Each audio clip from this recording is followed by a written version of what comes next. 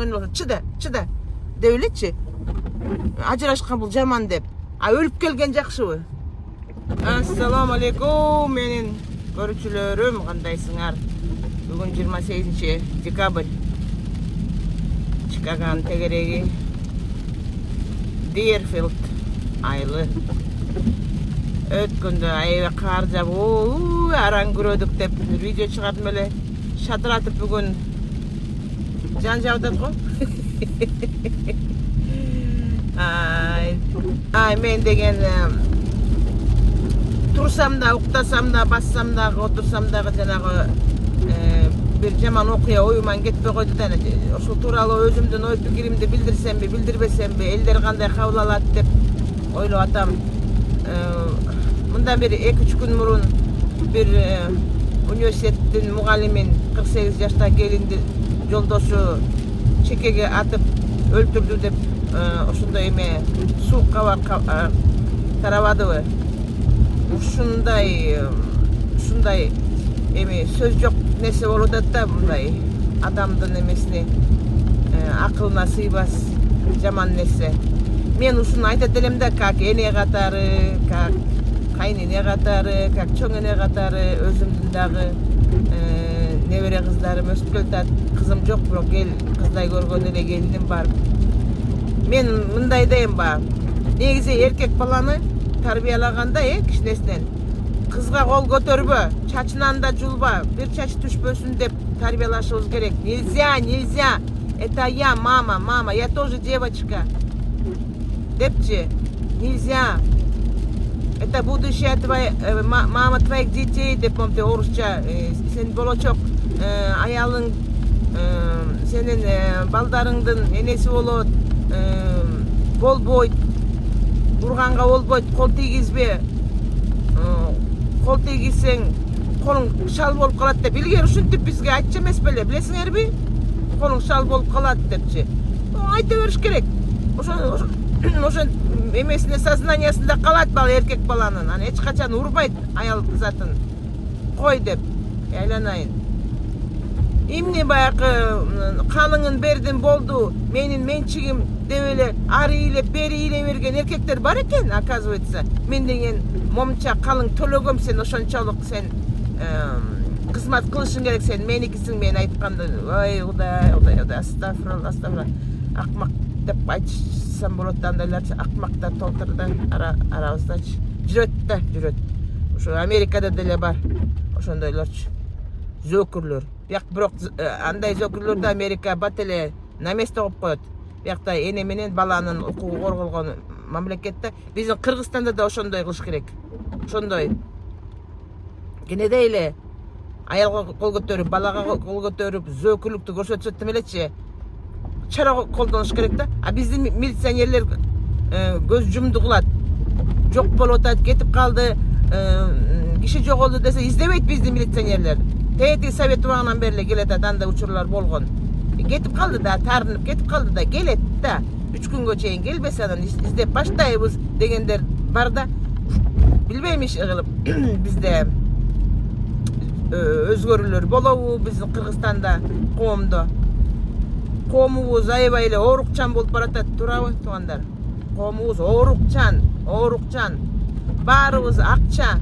Орустар айткан за длинным рублем баарыбыз уже кубалап алганбыз да, акчанын аркасынан түшө алганбыз. Акча тапсак, мен да тигиндей болсом, мен да Шамбеттей болсом, мен да Мамбеттей болсом деп. Мен дагы муну алсам экен, мен да тигиндей болсом, андай болбойт. Ар бирөөбүздүн өзүбүздүн рызкыбыз бар. Чектелүү, ченемдүү. Акчанын аркасынан эле түшө алганбыз. Балдарга көңүл бурбайбыз, үй бүлөгө көңүл бурбайбыз. Андай болбойт. Балдарды чогуу өстүрүш керек. Анан эле жанакындай зөкүр балдар чыкса эле анан таң калып калып атпайбызбы баарыбыз? Бүт күнөөнүн баары бизде, ата-энеде. Только ата-энеде. Башка бирөө келип сен балаңды тарбиялап бербейт да, туурабы? Биз ата-энен биз күнөөлүүбүз. Эми мына ушул каза тапкан келиндин ата-энеси деле билчү экен да. Эмнеге ошону эми баягы ошондой коюп койду да, ошол иштичи алып кетиш керек болчу. Ичине баткан бала Энени не ичине баткан бала тышына да батат. Ну что, экинчи брак экен. Экинчи күйөөсү. Ну что, мадымет 3-чү, 4-чү, 5-чү болсун.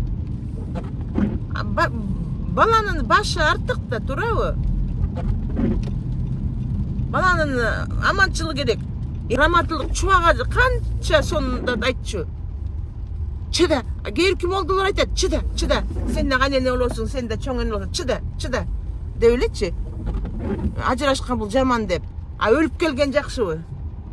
Мен арыраак койбосом жан жагат, сооруп каламбы, тетиги жакыныраак жерде парковка болсо. Жок, могу жерде бар экен.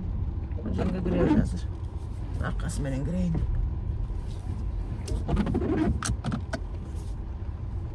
Азыр токтотуп коюп улантам. Айтчу сөзүмү айтып алайын. Мен мугалиммин.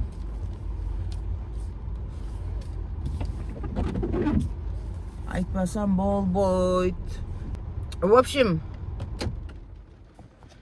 ошол ата-энеси эчагы алып алыш керек болчу. Эчагы милиционерлерге уже каттап коюш керек болчу. Вдруг биз чалып калсак, немедленно вызовка келгиле. Жана сары карточкасы бар болчу. Эмне деп мына азыр айтып атат. Эмне үчүн мурун билиш керек эмес эле? Мурун эле улуу баласы билчү экен мамасын сабап атканын. Неужели ушунун баары таркаган жок? Окат, бизнес деп жүрүп балдардын аманчылыгын унутуп коебуз. Андай зөөкүрдөн алып алыш керек болчу эчагы эле.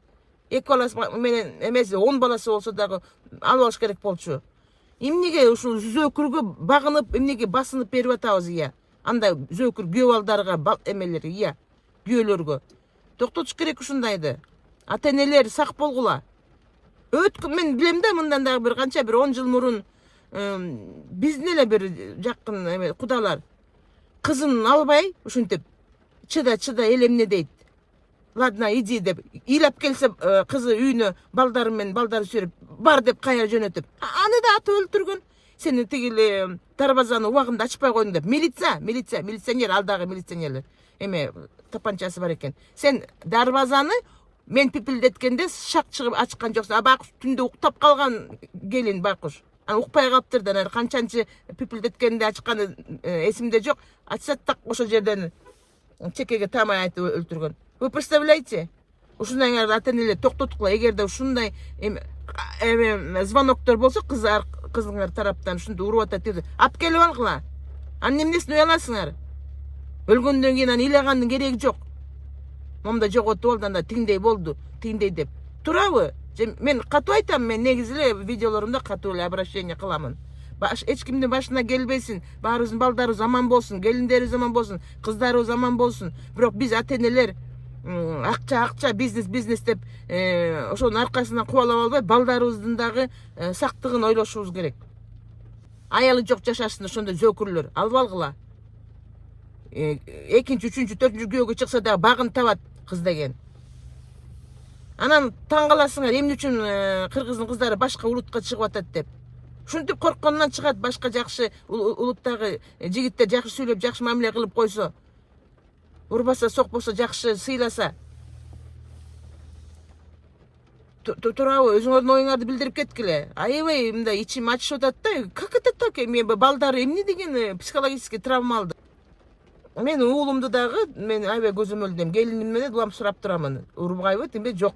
Меле не дай бог, бирөөнүн кызы да келип сенин укум тукумуңду узартып, учугуңду узартып берип атат, келин деген. Келип бала төрөп. Анан келип алып үй плюс сабап, жөндөн жөн кызганып, тимелечи, айдан сулуу, күндөн сулуу болсо дагы. Андай зөөкүрлөр, мына азыртадан баштап ушундай зөөкүр күйөө балдарыңар болсо, эгерде сурагыла кыздардан, кыздар кечкеде ата-эненин жүрөгүн оорутпайлы деп айтышпайт. Чыдап жүрө беришет балдар үчүн. Балды атасы кайда барам, анча балдарым неметти, кайда барам. Ала тагылам рызкысы толтура.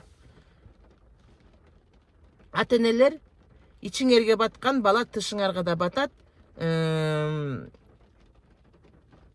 Буга чоң көңүл бургула. Андай зөөкүр күйөө балдарыңарды алып келип алгыла. Анан кайда жатат, кайда батат, эмне андай маселени четке кагып эле. Балдардын, кыздардын аманчылыгын тилегиле. Болбойт да ошондой.